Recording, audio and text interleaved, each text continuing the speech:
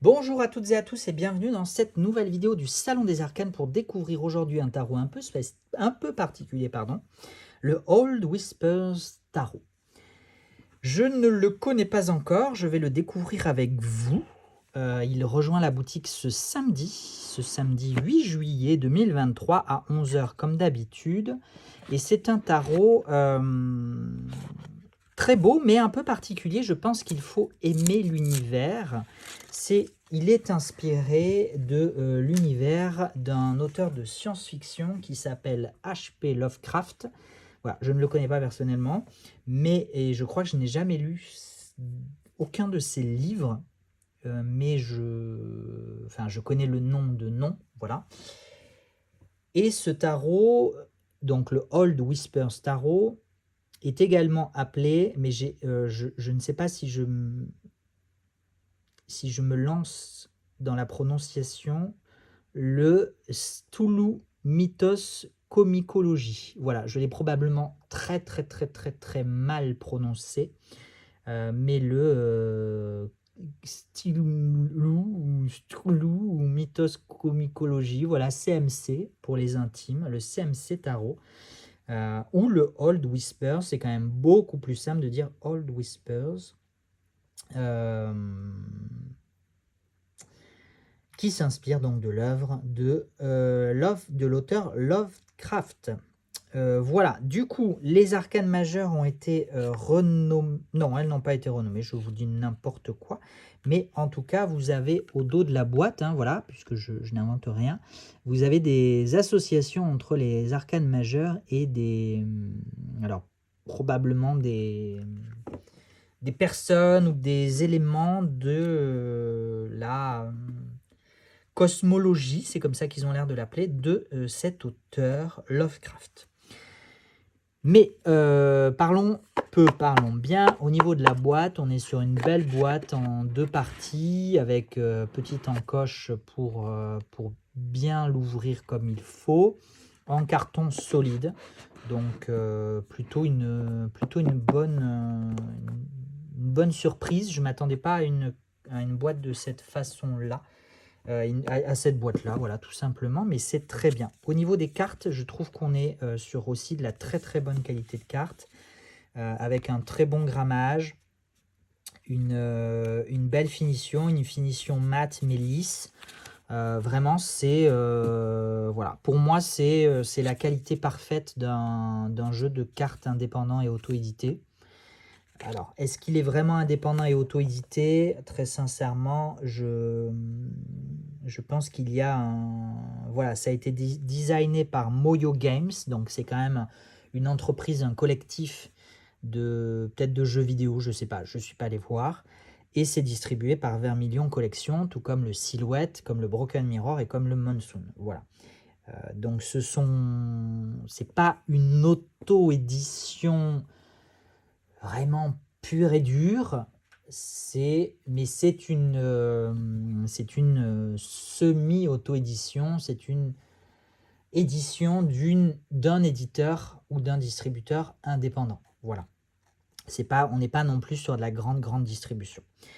Mais je trouve vraiment la qualité des cartes, pour le coup, encore une fois, c'est une très bonne surprise. Je trouve la qualité des cartes vraiment très très bonne. Alors par contre, elles sont très rigides, voilà, clairement.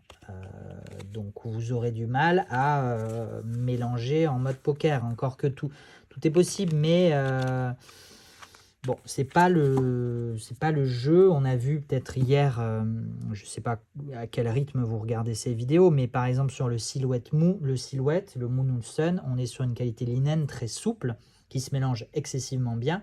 Ici, alors, on peut aimer aussi beaucoup le son que font les cartes, les cartons, mais on n'a pas cet effet cartonné puisqu'on a quand même une finition. Bref, vous aurez compris. À chaque fois, je me répète un peu, mais c'est comme ça. Je pense que c'est important aussi que vous ayez un maximum d'infos et de ressentis avant pour faire votre choix d'achat ou pas d'achat en conscience. Bon, moi, ce que j'aime moins, comme d'habitude, celles et ceux qui sont habitués le savent, ce sont les tranches dorées. Bon, Ils auraient fait des tranches de la couleur de la bordure, ça aurait été parfait. Mais non, voilà, on a fait des tranches... je comprends pas. Je comprends pas cette manie de ces tranches dorées. Bref, donc les illustrations du coup viennent dans cet encadré. Très très beau, hein. Moi je trouve l'encadrement magnifique. Je trouve que ça s'insère bien. Alors c'est sûr que ça réduit un petit peu la qualité, la taille de l'image. Mais je trouve ça très beau. Voilà, on a l'impression de regarder à travers un... Pardon, du coup, je regarde pas la vidéo et je suis hors champ. On a l'impression, je trouve, de regarder l'illustration à travers un miroir magique ou une fenêtre magique, peu importe. Mais je trouve ça très chouette. Moi, j'aime beaucoup. Voilà, j'aime beaucoup. Le dos, bon, c'est un peu glauque hein, quand même, mais c'est très beau. Enfin, c'est très, très, très, très bien réalisé. En termes artistiques, en termes esthétiques, on accroche ou pas à l'univers, mais on ne peut que reconnaître que c'est extrêmement...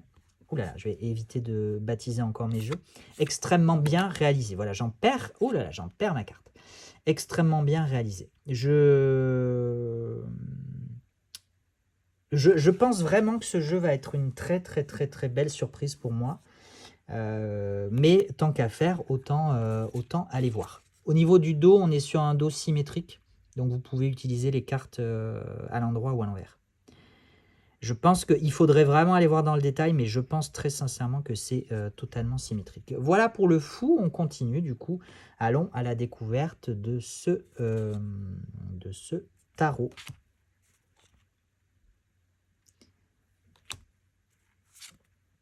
Donc, je vous disais, je pense qu'il faut aimer le style. Dans l'idéal, peut-être connaître l'œuvre de H.P. Lovecraft. Parce que c'est quand même un petit peu cauchemardesque. Autant je trouve le travail, la qualité des illustrations, la qualité du jeu, la qualité de la boîte vraiment exceptionnelle. Bon, autant je sais pas si j'arriverai à si j'arriverai vraiment à apprécier ce jeu dans le fond.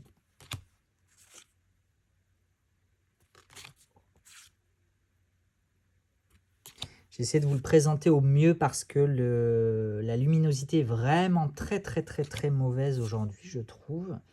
Donc j'ai même allumé les lumières.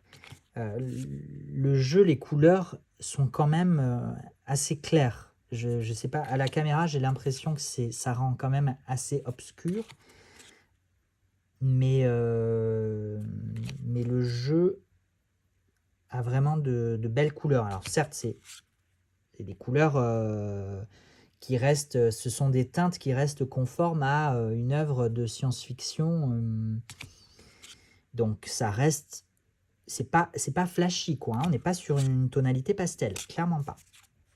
On a eu des cartes bonus, oui, on a 2 cartes bonus. J'aurais pu Dark and the Horror, voilà, bon, ben, on est dans le thème, hein, le dark et l'horreur, clairement, on est dans le thème.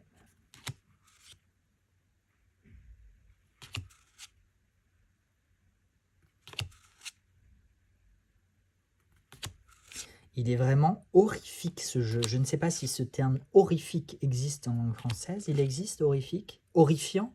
Horrifiant? Ouais, peut-être horrifiant.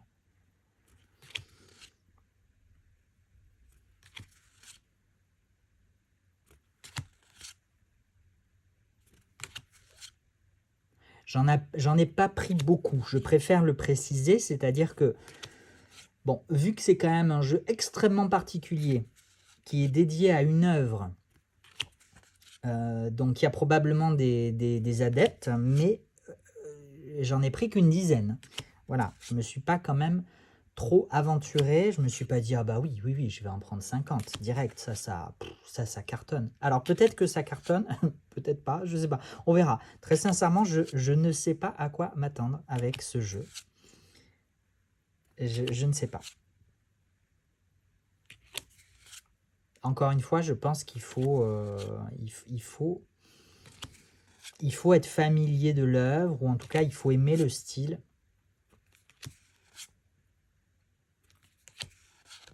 Moi, je suis plus fantasy que science-fiction comme ça, dégueulasse.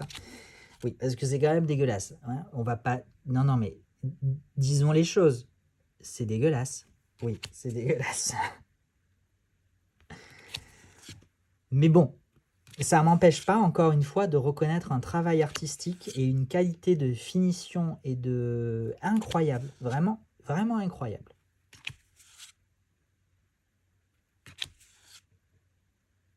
C'est un très, très, très, très beau tarot. Dans la signification beau, dans la signification, c'est un bel objet. Voilà. Après, encore une fois, sur le fond de l'œuvre, non, ça ne sera quand même pas pour moi. J'aurais du mal, j'aurais vraiment du mal. Je verrais pas l'intérêt pour moi de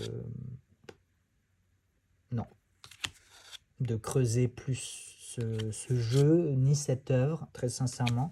Je pense que je suis passé à côté de H.P. Lovecraft. Je pense que je continuerai de passer à côté de Lovecraft. Je pense pas qu'il m'en veuille personnellement, hein, s'il passe par là. Ou s'il faut, il est mort, j'en sais rien. Mais voilà pour ce jeu qui, du coup, encore une fois, un très bel objet, très qualitatif. Et pourtant, il n'est pas hors de prix, mais vraiment à pas mettre entre toutes les mains. Je pense qu'il est, il est pour un public averti et pour un public fan de l'œuvre. Est-ce que le QR code donne accès à un guidebook? Je ne sais pas. Je ne préfère pas vous... Je ne sais pas. Voilà, je ne sais pas, donc je ne m'avance pas. Là, en tout cas, dans le tarot vendu, il n'y a pas de guidebook. Peut-être que le QR code y renvoie. Donc non, je sais, il y a un QR code, mais non, hein, je vous garantis que ce n'est pas de la contrefaçon. Une contrefaçon de cette qualité-là, de toute façon, je ne connais pas. Donc, soyez sans crainte, puisque souvent sur Instagram notamment, je préviens, enfin, j'essaie de temps en temps, rarement, mais ça m'arrive peut-être 3-4 fois par an, de sensibiliser sur la contrefaçon. Et un des indices flagrants de contrefaçon, c'est la présence de QR codes sur les boîtes, qui sont souvent des tugbox d'ailleurs. Là déjà, on n'est pas sur une tugbox. Oui, il y a un QR code, mais je peux vous garantir de toute façon que si vous vous fournissez chez moi, vous n'aurez pas affaire à de la contrefaçon, puisque je me fournis toujours directement auprès des artistes ou des maisons d'édition, quand c'est le cas.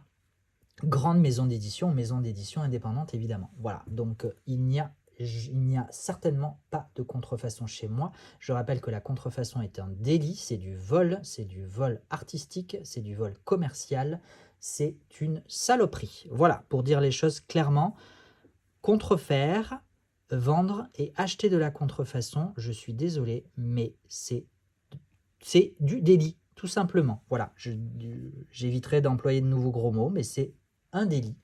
C'est un délit. Et c'est cracher sur les gens qui se tuent à créer des œuvres, qui se tuent à commercialiser des œuvres et qui se tuent, comme moi par exemple, entre autres, à revendre ou rendre accessibles ces œuvres. Voilà, tout simplement. Donc c'est cracher sur quand même beaucoup de monde que de contrefaire, acheter ou vendre de la contrefaçon. On a toujours le choix. Voilà, à l'argument oui, mais c'est plus accessible, etc. Moi, personnellement, je préfère ne pas acheter quelque chose que d'acheter de la contrefaçon. Mais encore une fois, ça n'engage que moi. Chacun est libre et responsable et chacun voit midi à sa porte, comme on dit. Moi, je ne suis pas là non plus pour juger. Je ne suis pas la justice, je ne suis pas la police. Vous faites bien ce que vous voulez, mais je pense que j'ai quand même le droit de donner mon opinion, d'autant plus avertie qu'elle engage mes valeurs, mais aussi mon activité. Et aujourd'hui, on voit de la contrefaçon partout, partout, partout, partout, y compris sur Amazon, ce cher ami Amazon. Évidemment, c'est du second degré quand je dis ami, puisque Amazon est en train aussi, contribue en tout cas à tuer énormément de professions, à tuer énormément d'artistes, à tuer énormément de travail et contribue aussi au mal-être de certaines personnes. Je sais qu'il y a des gens qui adorent Amazon et je sais qu'Amazon a aussi ses bons côtés, mais bon voilà, je m'écarte, je m'arrête là. En tout cas, soyez avertis, soyez attentifs, soyez vigilants et vigilantes, car oui, la contrefaçon est partout, de plus en plus, y compris sur Amazon. Quand vous voyez un jeu indépendant et auto-édité en vente sur Amazon à 20 balles, c'est de la contrefaçon. Voilà. Soyez assurés de cela. Sur ce, je vous quitte. J'espère que vous avez quand même passé un bon moment malgré cette petite envolée de fin. Prenez soin de vous. N'hésitez pas encore une fois à commenter, liker, partager. Tutti quanti. Ciao, ciao. À la prochaine.